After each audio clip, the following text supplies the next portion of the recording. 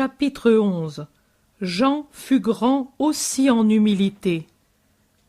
À propos de cette vision, Jésus me dit ce matin: je veux que toi et que tous vous remarquiez l'attitude de Jean en un de ces côtés qui échappent toujours.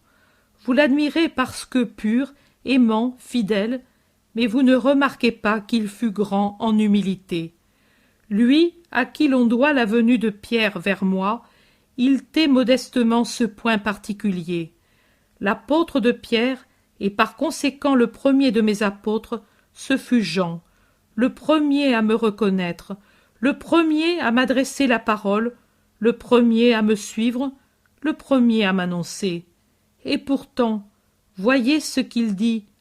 André, frère de Simon, était un des deux qui avaient entendu les paroles de Jean et avait suivi Jésus. Le premier sur qui il tomba fut son frère Simon, à qui il dit: nous avons trouvé le Messie, et il le mena à Jésus. Avec sa justice, en plus de sa bonté, il sait que André est embarrassé de n'avoir qu'un caractère renfermé et timide qui voudrait tant agir, mais qu'il ne réussit pas à faire, et il veut que soit transmis à la postérité le souvenir de son bon vouloir. Il veut qu'André semble le premier apôtre du Christ auprès de Simon, bien que sa timidité et son effacement auprès de son frère lui aient apporté un échec dans son apostolat. Qui, parmi ceux qui font quelque chose pour moi, sait imiter Jean et ne se proclame pas lui-même apôtre incomparable? Ils ne réfléchissent pas que leur réussite vient d'un ensemble de choses, qu'il ne s'agit pas seulement de sainteté, mais aussi d'audace humaine, de chance, du fait de se trouver près d'autres moins hardis ou moins chanceux, mais peut-être plus saints qu'eux-mêmes. Dans une belle réussite, ne vous glorifiez pas comme si le mérite n'en revenait qu'à vous. Louez Dieu, patron des ouvriers apostoliques. Ayez le regard limpide et le cœur sincère pour remarquer et donner, à qui de droit, les applaudissements qui lui reviennent. Un regard limpide pour remarquer les apôtres qui réalisent l'Holocauste et qui sont les premiers vrais leviers dans le travail des autres. Dieu seul les voit, ces timides qui semblent ne rien faire et sont au contraire ceux qui dérobent au ciel le feu qui anime les audacieux. Un cœur sincère doit dire: moi, je travaille, mais celui-ci a plus d'amour que moi, prie mieux que moi, s'immole comme moi, je ne sais le faire, et comme Jésus a dit: entre dans ta chambre et enferme-toi dans le secret pour prier en secret. Moi qui vois son humble et sainte vertu, je veux la faire connaître et dire: moi, je suis l'instrument actif, lui, la force qui me meut, parce que, greffé comme il l'est sur Dieu, c'est par son canal que je reçois la force d'en haut.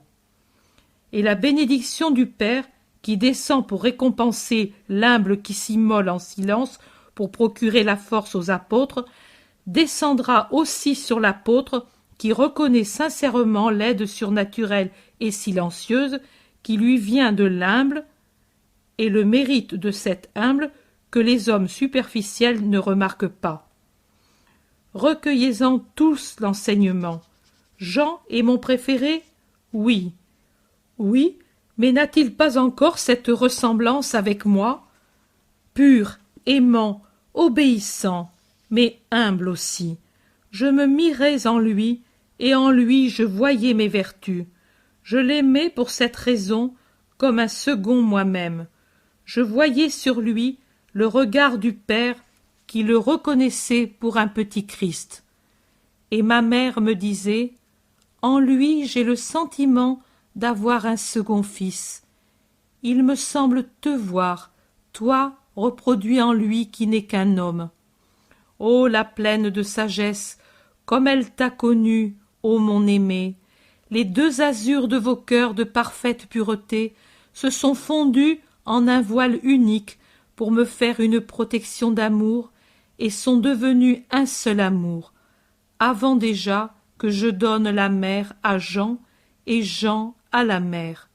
Ils s'étaient aimés pour s'être reconnus semblables, fils et frères du Père et du Fils. Chapitre 12. Jésus rencontre Philippe et Nathanaël à Bethsaïda, dans la maison de Pierre. Plus tard, à 9h30, je dois décrire ceci. Jean frappe à la porte de la maison où Jésus a été reçu. Une femme s'avance et, voyant qui c'est, appelle Jésus. Ils échangent le salut de paix, et puis « Tu es venu de bonne heure, Jean ?» dit Jésus. « Je suis venu te dire que Simon-Pierre te prie de passer par Bethsaïda. Il a parlé de toi à beaucoup de gens. Nous n'avons pas péché cette nuit, nous avons prié, comme nous savons, et nous avons renoncé au gain parce que le sabbat n'était pas encore terminé. Et ce matin, nous sommes allés par les rues parler de toi. Il y a des gens qui voudraient t'entendre. Viens-tu, maître ?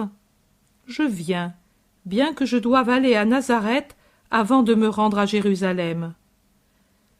Pierre, avec sa barque, te portera de Bethsaïda à Tibériade. Tu feras plus vite. Eh bien, allons. Jésus prend son manteau et sa besace, mais Jean la lui prend.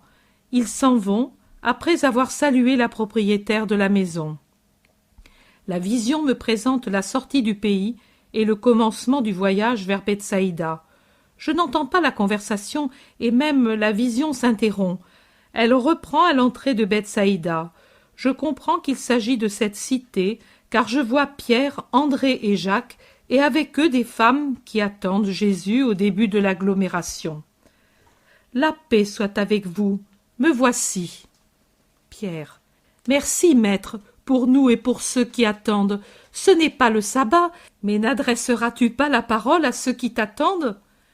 Oui, Pierre, je parlerai dans ta maison. Pierre est dans la jubilation. « Viens alors, voici mon épouse. Celle-ci est la mère de Jean et celle-là leurs amis. Mais il y en a encore d'autres qui t'attendent, des parents et des amis à nous. » Jésus, avertis-les que je partirai ce soir et qu'auparavant je leur parlerai. J'ai omis de dire qu'ils étaient partis de Capharnaüm au coucher du soleil et que je les ai vus arriver à Bethsaïda au matin. Pierre. Maître, je t'en prie, reste une nuit dans ma maison. Le chemin est long jusqu'à Jérusalem, même si je le raccourcis en te portant avec la barque jusqu'à Tibériade. Ma maison est pauvre, mais honnête et accueillante. Reste avec nous cette nuit. Jésus regarde Pierre et les autres qui attendent la réponse. Il les regarde et les dévisage, puis il sourit et dit « Oui ». Nouvelle joie de Pierre. Des gens regardent aux portes et font des signes. Un homme appelle nommément Jacques et lui parle doucement en désignant du doigt Jésus. Jacques fait signe que oui, et l'homme va s'entretenir avec d'autres, arrêtés à un carrefour. Ils entrent dans la maison de Pierre, une cuisine vaste et noircie par la fumée.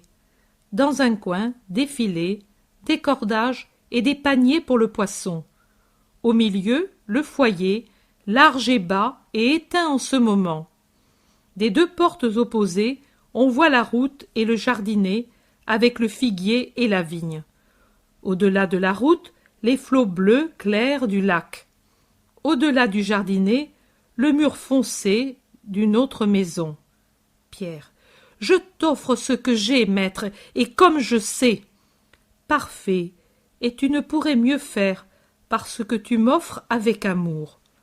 On donne à Jésus de l'eau pour qu'il se rafraîchisse, et puis du pain et des olives. Jésus prend quelques bouchées pour montrer qu'il accepte, puis écarte le reste en remerciant. Des bambins l'observent curieusement depuis le jardin et la route, mais je ne sais si ce sont des enfants de Pierre. Je sais seulement qu'il leur fait signe du regard pour retenir ces petits envahisseurs. Jésus sourit et dit « Laisse-les faire. » Pierre. « Maître, veux-tu te reposer? Ici c'est ma demeure, là celle d'André. Choisis, nous ne ferons pas de bruit pendant ton repos. » As-tu aussi une terrasse? Oui, avec la vigne, bien qu'elle soit encore à peu près dénudée, elle fait un peu d'ombre. Conduis-m'y. Je préfère reposer là-haut. Je réfléchirai et je prierai. Comme tu veux, viens. Depuis le jardinet, un petit escalier monte vers le toit qui est une terrasse entourée d'un muret. Là aussi des filets et des cordages. Mais quelle lumière vient du ciel et quel azur du lac! Jésus s'assied sur un tabouret et appuie ses épaules au muret. Pierre se saisit d'une voile qu'il étend au-dessus et aux côtés de la vigne pour faire un abri contre le soleil. Là, la brise et le silence. Jésus en jouit visiblement. Pierre dit: « Je m'en vais, maître. Va, toi et Jean, allez dire qu'au coucher du soleil, je parlerai d'ici. » Jésus reste seul et prie longuement. À part 2 couples de colombes qui vont à leur nid et en reviennent, et un gazouillement de passereaux, aucun bruit, rien qui vive autour de Jésus qui prie. Les heures passent, calmes et sereines. Puis Jésus se lève, fait un tour sur la terrasse, regarde le lac et des enfants qui jouent sur la route. Il leur sourit, et les enfants lui répondent par leur sourire. Il regarde sur la route, du côté de la petite place qui est à 100 de mètres de la maison. Ensuite, il descend, va vers la cuisine. « Femme, je vais faire un tour sur la rive. » Il sort et va effectivement dans cette direction près des enfants. Il leur demande: « Que faites-vous ? Nous voulions jouer à la guerre, mais lui ne veut pas, et alors on joue à la pêche. » Celui-là qui ne veut pas est un petit homme grêle, mais aux yeux très lumineux. Peut-être que frêle comme il sait que les autres le bousculeraient en faisant la guerre, et pour cette raison il plaide pour la paix. Mais Jésus en tire l'occasion de parler à ses enfants. C'est lui qui a raison. La guerre est un châtiment de Dieu pour punir les hommes. Elle exprime que l'homme n'est plus un vrai fils de Dieu. Quand le Très-Haut créa le monde, il fit tout: le soleil, la mer, les étoiles, les fleuves, les plantes, les animaux, mais il ne fit pas les armes. Il créa l'homme et lui donna des yeux pour qu'il eût des regards d'amour, une bouche pour dire des paroles d'amour, des oreilles pour les écouter, des mains pour donner aide et caresse, des pieds pour courir avec empressement vers le frère qui est dans le besoin, et un cœur capable d'aimer. Il donna à l'homme l'intelligence, la parole, l'affection, les sentiments, mais il n'a pas donné la haine. Pourquoi? Parce que l'homme, créature de Dieu, devait être amour comme Dieu est amour.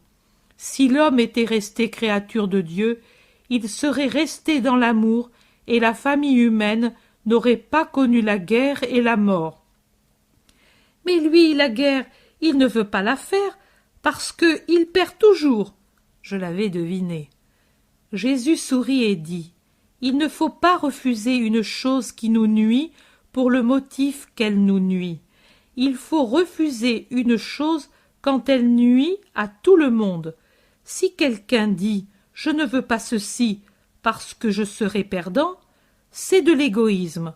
Au contraire, le vrai Fils de Dieu dit: « Frères, je sais que j'aurai le dessus, mais je vous dis, ne faisons pas ceci parce que vous en subiriez un dommage. » Oh, comme celui-là a compris le principal commandement!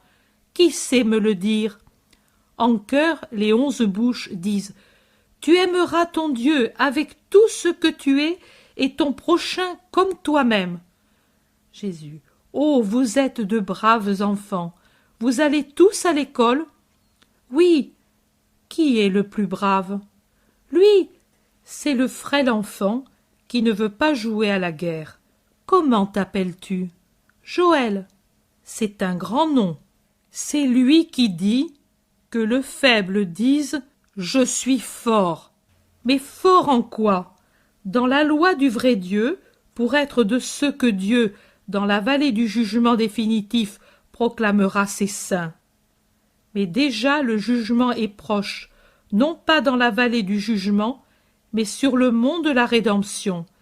Là, lorsque le soleil et la lune s'obscurciront par l'horreur d'un spectacle inouï, et que les étoiles tremblantes pleureront par pitié, une séparation se fera entre les fils de la lumière et les fils des ténèbres. Israël tout entier saura que son Dieu est venu. Heureux ceux qui l'auront reconnu. Pour eux, miel et lait, et eau claire leur descendront au cœur, et les épines deviendront des roses éternelles. Qui de vous veut être de ceux qui seront proclamés saints par Dieu? Moi, moi, moi. Alors, vous aimerez le Messie? Oui, oui, toi, nous t'aimons, nous savons qui tu es. Simon et Jacques l'ont dit, et nos mamans et nous l'ont dit aussi.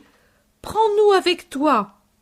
En vérité, je vous prendrai si vous êtes bons, mais plus de paroles grossières, plus de violence, plus de querelles, et plus de réponses impolies aux parents. Prière, étude, travail, obéissance.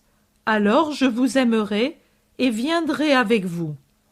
Les enfants forment tous un cercle autour de Jésus. On dirait une corolle aux pétales de couleurs variées autour d'un long pistil azur foncé. Un homme, quelque peu âgé, s'est approché curieux. Jésus se retourne pour caresser un bambin qui tire sur son vêtement et le voit. Il le regarde fixement. Cet homme le salue en rougissant, mais ne dit rien d'autre. Jésus, viens, suis-moi. Oui, maître. Jésus bénit les enfants et à côté de Philippe, il le nomme par son nom, revient à la maison. Il s'assoit dans le jardinet. Tu veux être mon disciple, Philippe? Je le veux, et je n'ose espérer de l'être. C'est moi qui t'ai appelé. Je le suis, alors, me voici. Tu savais qui je suis? André m'a parlé de toi. Il m'a dit, celui après qui tu soupires est venu, car il savait que je soupirais après le Messie. Ton attente n'est pas trompée. Il est devant toi, Philippe, mon maître et mon Dieu. Tu es un Israélite d'intention droite. C'est pour cela que je me manifeste à toi. Un autre, qui est ton ami, attend lui aussi, est un Israélite sincère. Va lui dire, nous avons trouvé Jésus de Nazareth, fils de Joseph de la race de David, celui dont ont parlé Moïse et les prophètes. Va. Jésus reste seul, jusqu'à ce que revienne Philippe avec Nathanaël Barthélemy. Voici un vrai Israélite en qui il n'y a pas de fraude. La paix à toi, Nathanaël. Comment me connais-tu? Avant que Philippe vînt t'appeler, je t'ai vu sous le figuier. Maître, tu es le Fils de Dieu, tu es le roi d'Israël. Parce que je t'ai dit t'avoir vu pendant que tu réfléchissais sous le figuier, tu crois? Tu verras des choses bien plus importantes que celles-là. En vérité, je vous dis que les cieux sont ouverts, et vous, par la foi, vous verrez les anges descendre et monter au-dessus du Fils de l'homme, moi qui te parle. Maître, je ne suis pas digne d'une telle faveur. Crois en moi, et tu seras digne du ciel. Veux-tu croire? Je le veux, maître. La vision a un arrêt. La vision reprend sur la terrasse couverte de monde. Des gens sont dans le petit jardin. Jésus parle. Paix aux hommes de bonne volonté, paix et bénédiction à leur maison, à leurs femmes, à leurs enfants. Que la grâce et la lumière de Dieu règnent en eux et dans les cœurs qui les habitent. Vous avez désiré m'entendre. La parole parle. Elle parle avec joie aux gens honnêtes, avec douleur à ceux qui ne le sont pas. Elle parle aux saints et aux purs, avec amour, aux pécheurs avec pitié. Elle ne se refuse pas. Elle est venue comme un fleuve qui arrose les terres avides d'eau et leur porte la fraîcheur de l'eau et la nourriture du limon. Vous voulez savoir quelles choses sont requises pour être disciples de la parole de Dieu, du Messie, parole du Père qui vient rassembler Israël pour qu'il entende de nouveau les paroles du décalogue saint et immuable, et si elles sont une source de sanctification, parce qu'elles sont déjà dans le monde, combien plus l'homme pourra se sanctifier à l'heure de la rédemption et du royaume.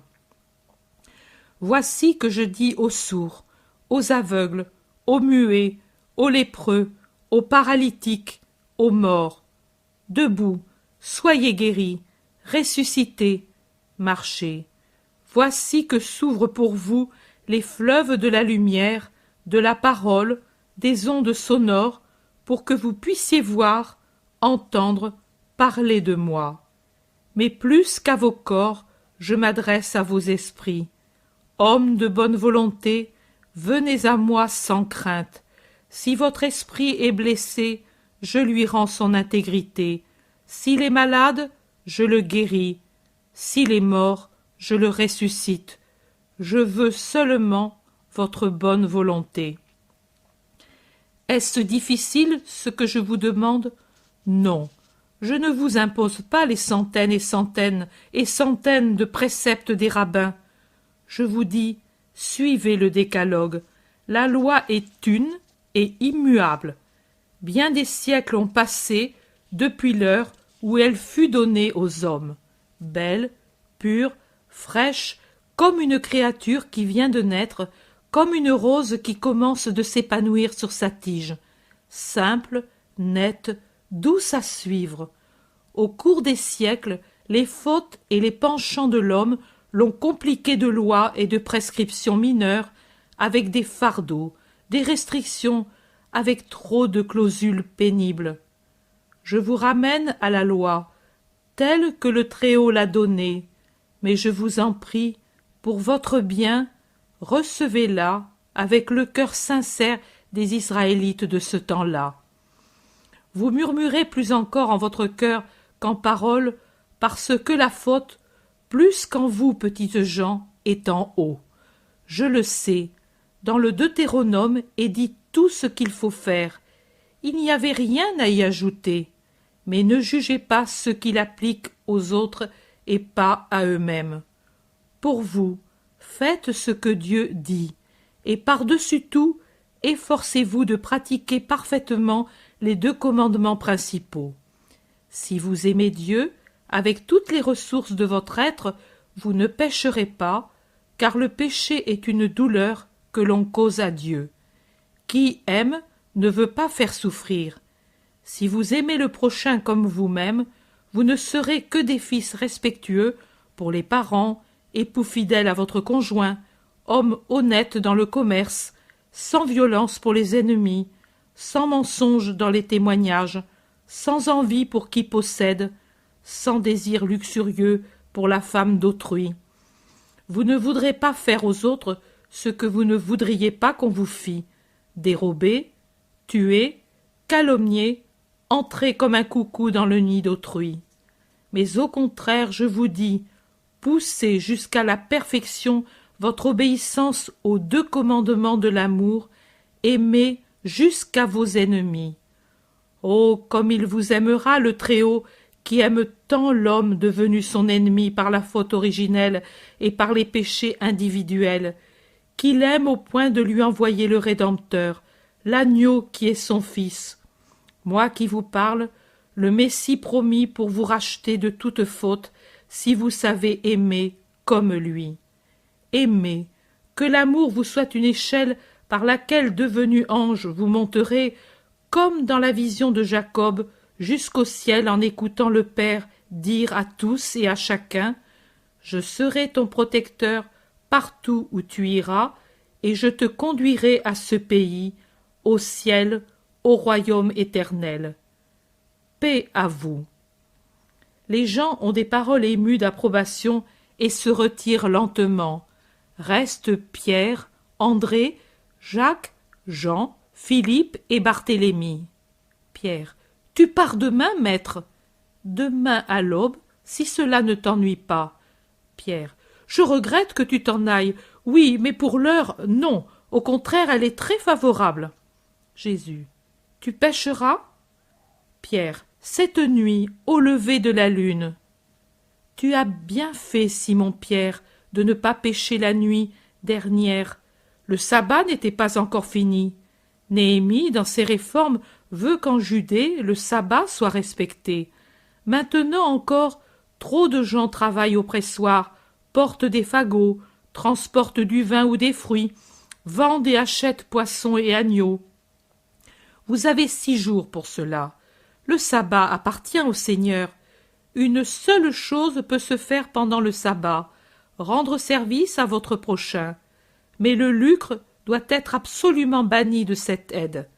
Qui viole le sabbat dans un but lucratif ne peut avoir que châtiment de la part de Dieu. Vous faites un travail lucratif, vous le paierez avec des pertes les 6 autres jours.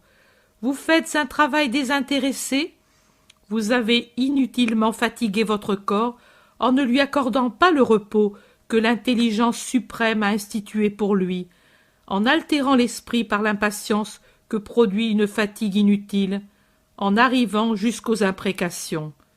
Alors que la journée du sabbat doit s'écouler avec un cœur uni à Dieu, dans une douce prière d'amour. Il faut être fidèle en tout. Pierre. Mais les scribes et les docteurs qui sont si sévères avec nous ne travaillent pas pendant le sabbat, ne donnent même pas un pain au prochain pour éviter la fatigue de le présenter, mais pour l'usure, ils la pratiquent même le jour du sabbat. Puisque ce n'est pas un travail matériel, peut-on pratiquer l'usure le jour du sabbat?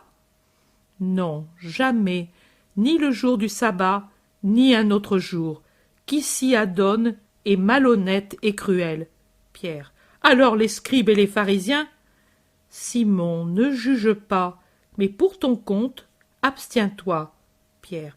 Mais j'ai des yeux pour voir. N'y a-t-il que le mal à regarder, Simon? Pierre. Non, maître. Et alors, pourquoi ne regarder que le mal? Pierre. Tu as raison, maître. Alors demain à l'aube, je partirai avec Jean. Pierre. Maître. Simon, qu'as-tu? Pierre. Maître, tu vas à Jérusalem? Tu le sais bien. Pierre. Moi aussi j'y vais pour la Pâque, et aussi André et Jacques. Eh bien, tu veux dire que tu voudrais venir avec moi? Et la pêche, et le gain. Tu m'as dit qu'il te plaît d'avoir de l'argent, et je resterai plusieurs jours. Je vais d'abord chez ma mère, et j'y reviendrai au retour. Je m'arrêterai pour prêcher. Comment feras-tu? Pierre est perplexe, tiraillé entre 2 désirs, mais après il se décide. Pour moi, j'y vais. Je te fais passer avant l'argent. André. Moi aussi je viens. Jacques. Et moi aussi. Barthélemy. Et nous aussi, pas vrai, Philippe? Jésus.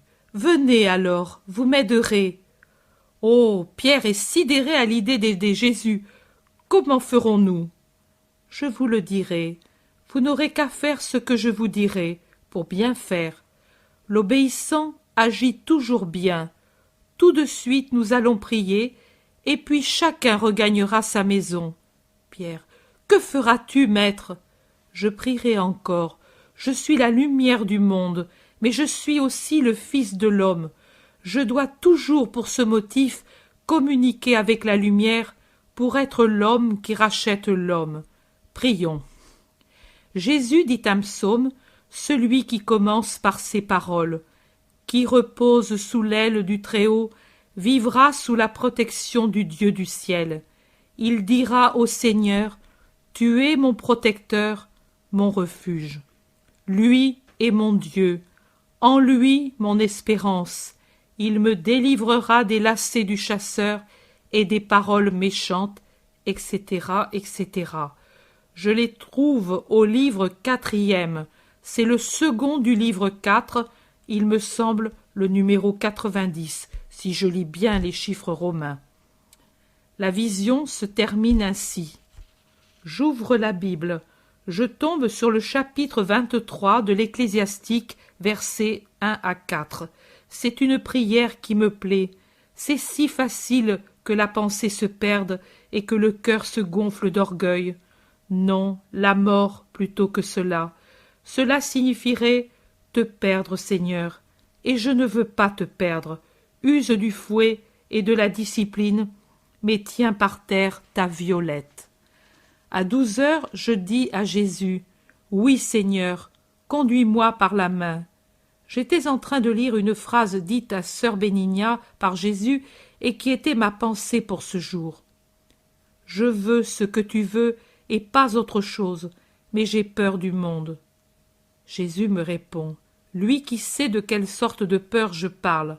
« Quand il t'imposerait le silence, en refusant de reconnaître que c'est en mon nom et par ma volonté que tu fais ce que tu fais, réponds ce que répondirent Pierre et Jean au Sanhédrin après la guérison du boiteux. S'il est juste devant Dieu d'obéir à vous plutôt qu'à Dieu, jugez-en vous-même.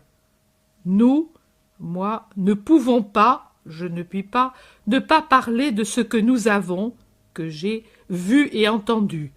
Tu ne pourrais pas, du reste, m'empêcher de venir à toi et de te forcer à voir et à entendre, et ce serait sottise pour toi d'écouter le monde qui veut imposer silence à Dieu plutôt que Dieu qui veut donner la lumière au monde. Si moi je le veux, qui s'opposera à moi? Chapitre 13. Jude Thaddée à Bethsaïde pour inviter Jésus aux noces de Cana. Je vois la cuisine de Pierre. En plus de Jésus, il y a Pierre et sa femme et Jacques et Jean. Ils semblent avoir terminé le souper et s'entretiennent entre eux. Jésus s'intéresse à la pêche. André entre et dit « Maître, il y a ici l'homme près duquel tu habites avec quelqu'un qui se dit ton cousin. » Jésus se lève et va vers la porte en disant « Qu'il vienne. » Et quand à la lumière de la lampe à huile et à la clarté du foyer, il voit entrer Jude Thaddée, il s'écrie « Toi, Jude ?» « Moi, Jésus. » Et il se baise. Jude Thaddée est un bel homme, dans la plénitude de la beauté virile, grand, bien que pas autant que Jésus, fort et bien proportionné, brun comme l'était saint Joseph lorsqu'il était jeune, le teint olivâtre sans être terreux, des yeux qui ont quelque chose de commun avec ceux de Jésus, car ils sont d'une teinte azurée, mais presque pervenche. Sa barbe de forme carrée est brune, les cheveux ondulés, moins bouclés que ceux de Jésus, et bruns comme la barbe. « Je viens de Capharnaüm. J'ai pris une barque et je suis venu aussi jusqu'ici avec, pour faire plus vite. Ta mère m'envoie te dire « Suzanne se marie demain. Je te prie, fils, d'assister à cette noce. Marie vous invite, et avec elle ma mère et les frères. Tous les parents sont invités.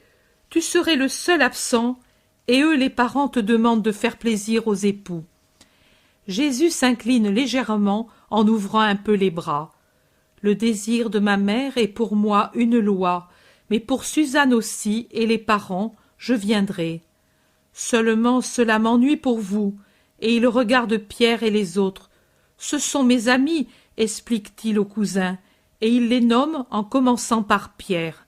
Pour finir, il dit « Et celui-là, c'est Jean », et il le dit avec un ton particulier qui attire le regard plus attentif de Jude Thaddée et fait rougir le préféré. Il termine la présentation en disant « Ami, celui-ci est Jude, fils d'Alphée, mon frère cousin selon la façon de parler du monde, car il est le fils du frère de l'époux de ma mère. C'est pour moi un ami, un bon compagnon de travail et de vie. » Pierre. « Ma maison t'est ouverte comme au maître. Assieds-toi. » Et puis, se tournant vers Jésus, Pierre dit « Alors, nous ne viendrons plus avec toi à Jérusalem ?» « Bien sûr que si vous viendrez, j'irai après les noces. Seulement, je n'arrêterai plus à Nazareth. » « Tu fais bien, Jésus, parce que ta mère est mon hôte pour quelques jours, entendue comme cela, et elle aussi viendra après les noces. Ainsi parle l'homme de Capharnaüm. Voici ce que nous ferons alors. Maintenant, avec la barque de Jude, j'irai à Tibériade, et de là à Cana, et avec la même, je reviendrai à Capharnaüm avec ma mère et avec toi. Le jour qui suivra le prochain sabbat, tu viendras, Simon, si tu es toujours décidé, et nous irons à Jérusalem pour la Pâque. Bien sûr que je viendrai, et je viendrai aussi le sabbat pour t'entendre à la synagogue. Tu enseignes déjà, Jésus? Demande Thaddée. Oui, cousin.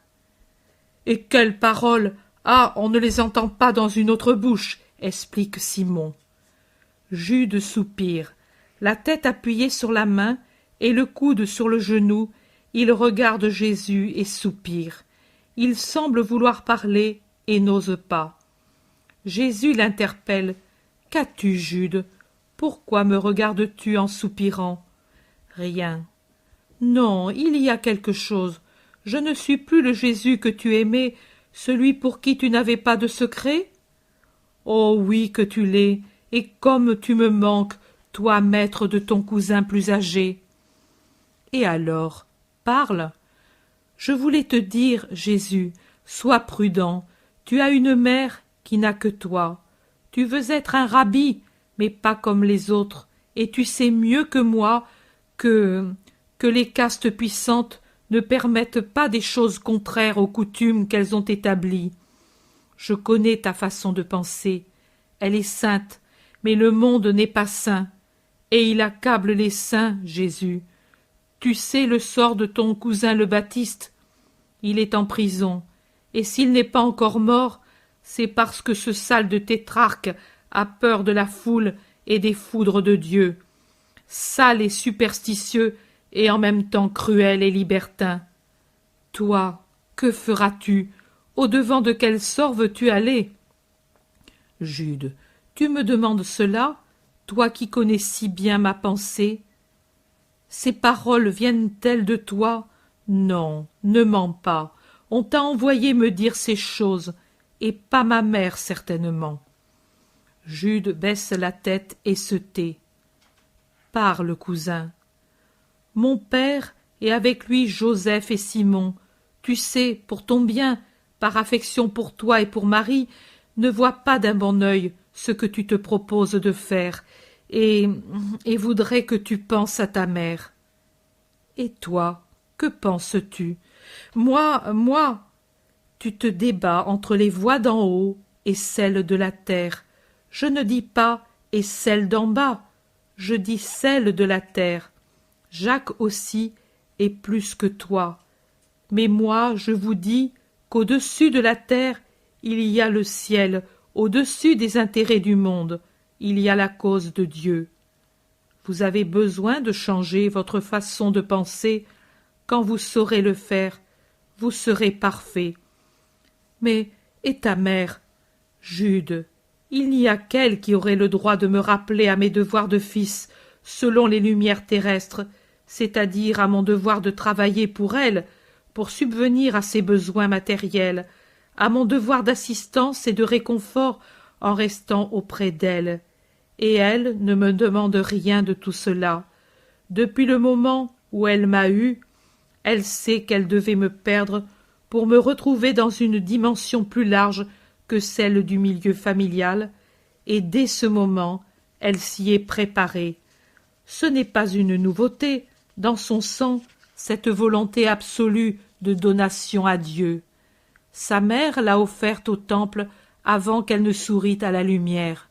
Elle m'a parlé une quantité innombrable de fois quand elle me serrait sur son cœur dans les longues soirées d'hiver ou dans les claires nuits d'été où fourmillent les étoiles de son enfance sainte. Elle s'est donnée à Dieu dès les premières lueurs de l'aube de sa venue au monde, et plus encore, elle s'est donnée quand elle m'eut, pour être où je suis, sur le chemin de la mission qui me vient de Dieu. Il y aura une heure où tous m'abandonneront. Ce sera pour peu de minutes, mais la lâcheté sera maîtresse de tous, et vous penserez qu'il aurait mieux valu pour votre sécurité ne m'avoir jamais connu. Mais elle, qui a compris et qui sait, sera toujours avec moi. Et vous redeviendrez à moi par elle. Avec la force de sa foi assurée et aimante, elle vous attirera en elle, et ainsi vous ramènera en moi, parce que je suis en ma mère, et elle est en moi, et nous en Dieu.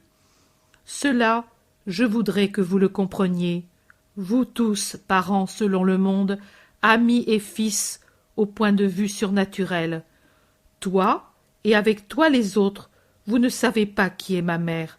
Si vous le saviez, vous ne la critiqueriez pas en votre cœur de ne pas m'avoir tenu assujetti à elle, mais vous la vénéreriez comme l'amie la plus intime de Dieu, la puissante qui peut tout sur le cœur du Père éternel et sur le Fils de son cœur. Je viendrai certainement à Cana, je veux lui faire plaisir. Vous comprendrez mieux après cette heure-là. Jésus est imposant et persuasif. Jude le regarde attentivement, il réfléchit, il dit « Et moi aussi certainement je viendrai avec toi en leur compagnie, si tu veux de moi, car je pense que tu dis des choses justes. Pardonne mon aveuglement et celui de mes frères, tu es tellement plus saint que nous. Je n'ai pas de rancœur pour qui ne me connaît pas, je n'en ai pas non plus pour qui me hait, mais j'en souffre pour le mal qu'ils se font à eux-mêmes. Qu'est-ce que tu as dans ce sac? L'habit que ta mère t'envoie. Grande fête demain. Elle pense que son Jésus en a besoin pour ne pas détonner parmi les invités. Elle a filé sans relâche depuis le point du jour jusqu'à tard le soir, chaque jour pour te préparer ce vêtement. Mais elle n'a pas fini le manteau, il manque encore les franges, elle en est toute désolée. Ce n'est pas la peine, j'irai avec celui que j'ai, et je garderai l'autre pour Jérusalem. Le temple est encore plus que la noce. Elle en sera heureuse. Pierre dit, « Si vous voulez être à l'aube sur la route de Cana, il vous faut partir tout de suite. La lune se lève et la traversée sera bonne. » Allons, alors. Viens, Jean, je t'emmène avec moi. Simon-Pierre, Jacques, André, adieu. Je vous attends le soir du sabbat à Capharnaüm.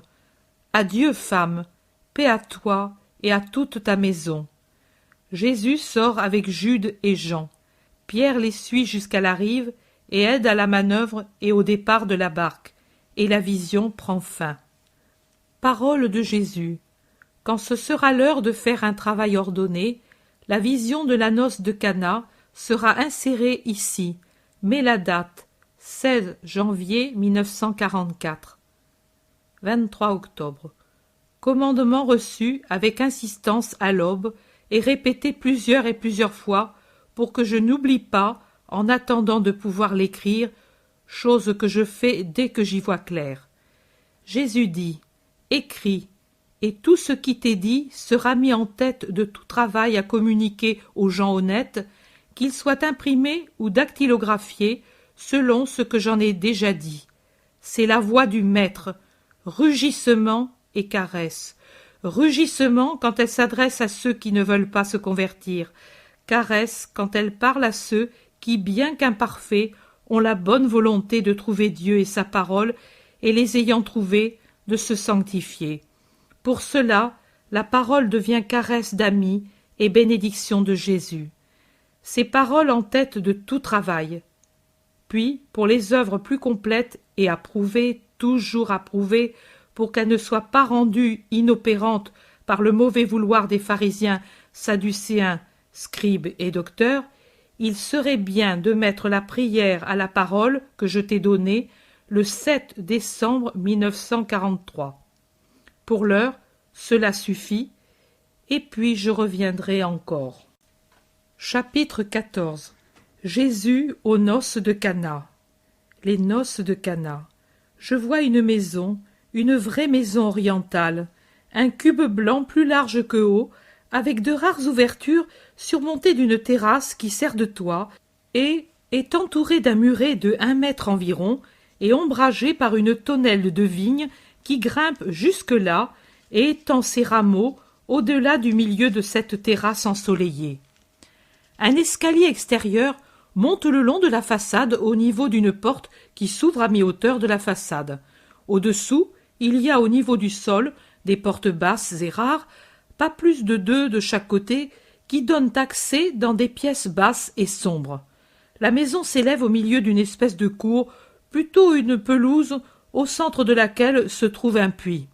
Il y a des figuiers et des pommiers. La maison donne sur la route sans être à bord de route. Elle est un peu en retrait et un sentier traverse la pelouse jusqu'à la route qui semble être une maîtresse route. On dirait que la maison est à la périphérie de Cana, maison de paysans propriétaires qui vivent au milieu de leur petit domaine.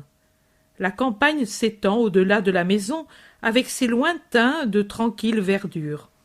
Il fait un beau soleil et l'azur du ciel est très pur. Au début, je ne vois rien d'autre.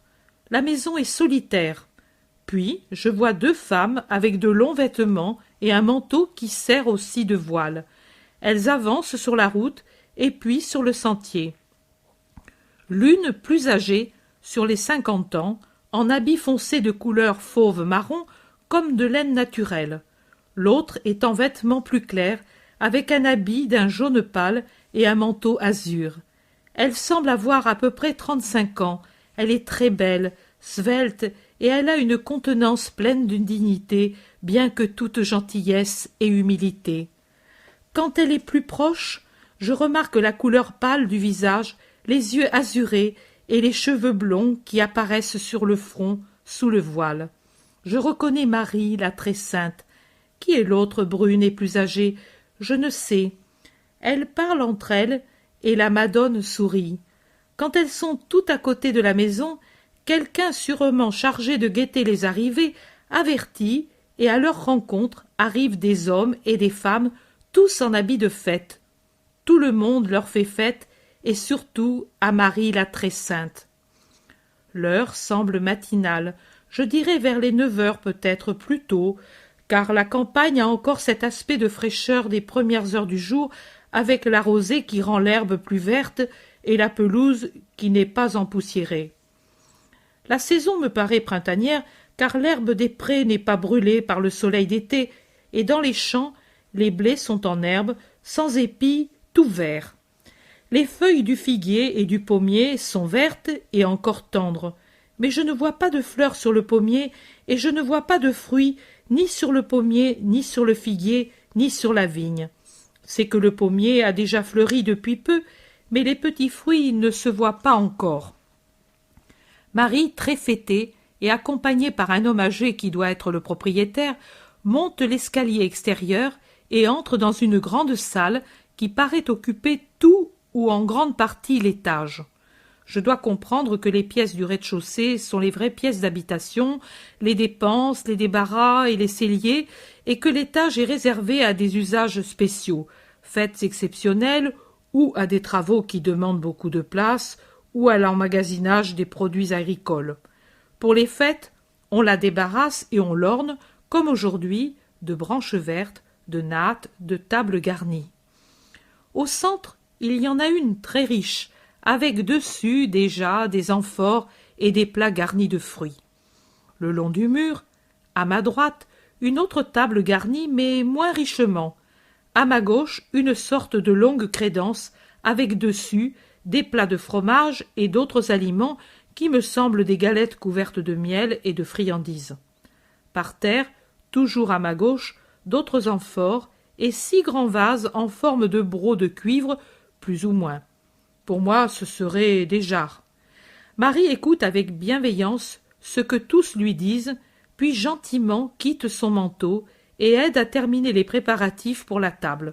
Je la vois aller et venir, rangeant les lits de table, redressant les guirlandes de fleurs, donnant meilleur aspect aux coupes de fruits, veillant à ce que les lampes soient garnies d'huile. Elle sourit et parle très peu et à voix très basse.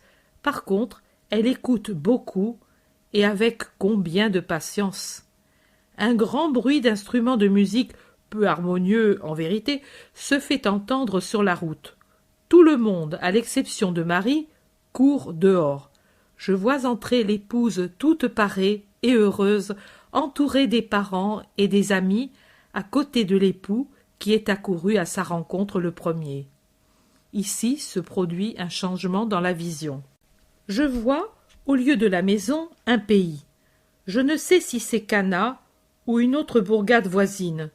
Je vois Jésus avec Jean et un autre qui pourrait être Jude Thaddée, mais pour ce second je pourrais me tromper. Pour Jean, je ne me trompe pas. Jésus est vêtu de blanc et a un manteau azur foncé. En entendant le bruit de la musique, le compagnon de Jésus demande un renseignement à un homme du peuple et en fait part à Jésus. « Allons faire plaisir à ma mère, dit Jésus en souriant, et il se met en route à travers les champs avec ses deux compagnons dans la direction de la maison. J'ai oublié de dire mon impression que Marie est ou parente ou très amie des parents de l'époux, car je les vois en grande confidence. Quand Jésus arrive, le veilleur habituel prévient les autres. Le maître de maison, en même temps que son fils, l'époux et que Marie, descend à la rencontre de Jésus et le salue respectueusement. Il salue aussi les deux autres et l'époux fait la même chose. Mais ce qui me plaît, c'est le salut plein d'un amoureux respect de Marie à son fils et réciproquement. Pas d'épanchement, mais un tel regard accompagne les paroles de la salutation. La paix avec toi, et un tel sourire qui vaut 100 baisers et 100 embrassements. Le baiser tremble sur les lèvres de Marie, mais elle ne le donne pas. Elle pose seulement sa petite main blanche sur l'épaule de Jésus et effleure une boucle de sa longue chevelure, une caresse d'une pudique énamourée. Jésus monte à côté de sa mère, suivi des deux disciples et du propriétaire, et il entre dans la salle de réception où les femmes s'occupent à ajouter des sièges et des couverts pour les 3 autres qu'on n'attendait pas, me semble-t-il. Je dirais que la venue de Jésus était incertaine et celle de ses deux compagnons absolument imprévue. J'entends distinctement la voix pleine, virile, très douce du maître dire en entrant dans la salle « La paix soit dans cette maison et la bénédiction de Dieu sur vous tous. » Salut cumulatif à toutes les personnes présentes et plein de majesté. Jésus domine tout le monde par sa stature et son aspect. C'est l'hôte et inattendu, mais il semble le roi de la fête plus que l'époux, plus que le maître de maison. Tout en restant humble et condescendant, c'est lui qui en impose. Jésus prend place à la table centrale avec l'époux, l'épouse, les parents des époux et les amis plus influents. Aux deux disciples, par respect pour le maître, on donne des sièges à la même table. Jésus tourne le dos au mur où sont les jarres. Il ne les voit donc pas, ni non plus l'affairement du majordome autour des plats de rôtis qu'on amène par une trappe auprès des crédences. J'observe une chose. Sauf les mères des époux et Marie, aucune femme ne siège à cette table. Toutes les femmes se trouvent, et elles font un grand bruit, à la table le long du mur. On les sert après les époux et les hôtes de marque. Jésus est près du maître de maison et en vis-à-vis Marie qui est à côté de l'épouse. Le repas commence et je vous assure que l'appétit ne manque pas et encore moins la soif. Deux mangent et boivent peu, ce sont Jésus et sa mère qui aussi parlent très peu. Jésus parle un peu plus, mais tout en parlant peu, il n'est dans sa conversation ni renfrogné ni dédaigneux. C'est un homme courtois, mais pas bavard. Quand on l'interroge, il répond, s'intéresse à ce qu'on lui dit et donne son avis, mais ensuite se recueille en lui-même comme quelqu'un habitué à la méditation. Il sourit, mais ne rit jamais. S'il entend quelque plaisanterie trop aventurée, il fait celui qui n'entend pas.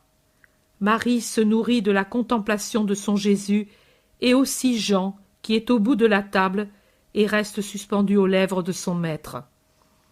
Marie s'aperçoit que les serviteurs parlottent avec le majordome et que celui-ci est gêné, et elle comprend qu'il y a quelque chose de désagréable. « Fils, dit-elle doucement en attirant l'attention de Jésus avec cette parole, « Fils, ils n'ont plus de vin. » « Femme, qu'y a-t-il désormais entre moi et toi ?»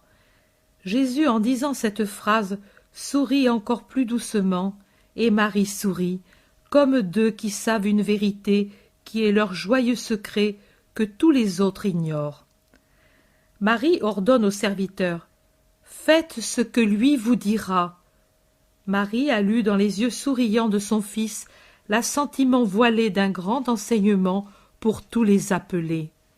Et Jésus ordonne aux serviteurs: « Emplissez d'eau les cruches. » Je vois les serviteurs remplir les jarres de l'eau apportée du puits.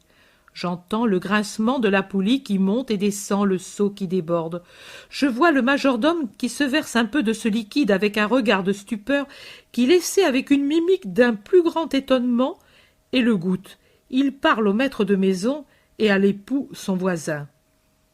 Marie regarde encore son fils et sourit, puis, recevant un sourire de lui, incline la tête en rougissant légèrement. Elle est heureuse. Dans la salle passe un murmure. Les têtes se tournent vers Jésus et Marie. On se lève pour mieux voir. On va vers les jarres. Un silence, puis un chœur de louange à Jésus. Mais lui se lève et dit une seule parole: « Remerciez Marie », et puis il quitte le repas. Sur le seuil, il répète: « La paix à cette maison et la bénédiction de Dieu sur vous », et il ajoute: « Mère, je te salue. » La vision s'arrête. Chapitre 15. Femme, qu'y a-t-il désormais entre toi et moi? Jésus m'explique le sens de la phrase. Ce désormais que beaucoup de traducteurs passent sous silence est la clé de la phrase et l'explique avec son vrai sens. Je fus le fils soumis à la mère jusqu'au moment où la volonté de mon père m'indiqua que l'heure était venue d'être le maître. À partir du moment où ma mission commença, je ne fus plus le fils soumis à sa mère, mais le serviteur de Dieu. Les liens qui m'unissaient à celle qui m'avait engendré étaient rompus. Ils s'étaient transformés en liens de plus haut caractère. Ils s'étaient tous réfugiés dans l'esprit. L'esprit appelait toujours maman, Marie, ma sainte. L'amour ne connut pas d'arrêt, ne s'attiédit pas. Au contraire, il ne fut jamais aussi parfait que lorsque, séparée d'elle pour une seconde naissance, elle me donna au monde, pour le monde, comme Messie, comme évangélisateur. Sa troisième sublime maternité mystique, ce fut quand, dans le déchirement du Golgotha, elle m'enfanta à la croix, en faisant de moi le Rédempteur du monde. Qu'y a-t-il désormais entre moi et toi? J'étais d'abord tien, uniquement tien. Tu me commandais, je t'obéissais, je t'étais soumis. Maintenant, j'appartiens à ma mission. Ne l'ai-je peut-être pas dit? Celui qui met la main à la charrue et se retourne pour saluer ceux qui restent n'est pas apte au royaume de Dieu. J'avais mis la main à la charrue pour ouvrir avec le soc, non pas la glèbe, mais les cœurs, pour y semer la parole de Dieu. Je ne l'avais pas enlevée cette main que quand on me l'avait arrachée de là, pour la clouer à la croix, et pour ouvrir par la torture de ce clou le cœur de mon Père, en faisant sortir de la plaie le pardon pour l'humanité. Ce désormais, oublié par plusieurs, voulait dire ceci: tu m'as été tout, ô Mère, tant que je fus le Jésus de Marie de Nazareth, et tu m'es tout en mon esprit, mais depuis que je suis le Messie attendu, j'appartiens à mon Père. Attends encore un peu, et ma mission terminée, je serai de nouveau tout à toi. Tu me recevras encore dans tes bras, comme quand j'étais petit, et personne ne te le disputera plus, ce fils qui est le tien, que l'on regardera comme la honte de l'humanité, dont on te jettera la dépouille pour te couvrir toi aussi de l'opprobre d'être la mère d'un criminel. Et puis, tu m'auras de nouveau triomphant, et puis tu m'auras pour toujours triomphante toi aussi au ciel. Mais maintenant, j'appartiens à tous ces hommes, et j'appartiens au Père qui m'a envoyé vers eux. Voilà ce que veut dire ce petit désormais si chargé de signification. Jésus m'a donné cette instruction. Quand j'ai dit aux disciples « Allons faire plaisir à ma mère », j'avais donné à la phrase un sens plus relevé qu'il ne semblait. Ce n'était pas le plaisir de me voir, mais d'être l'initiatrice de mon activité miraculeuse et la première bienfaitrice de l'humanité. Gardez-en toujours le souvenir. Mon premier miracle est arrivé par Marie, le premier, symbole que Marie est la clé du miracle. Je ne refuse rien à ma mère, et à cause de sa prière, j'avance même le temps de la grâce. Je connais ma mère, la seconde en bonté après Dieu. Je sais que vous faire grâce, c'est la faire heureuse, puisqu'elle est là tout amour. Voilà pourquoi j'ai dit, moi qui savais, allons lui faire plaisir.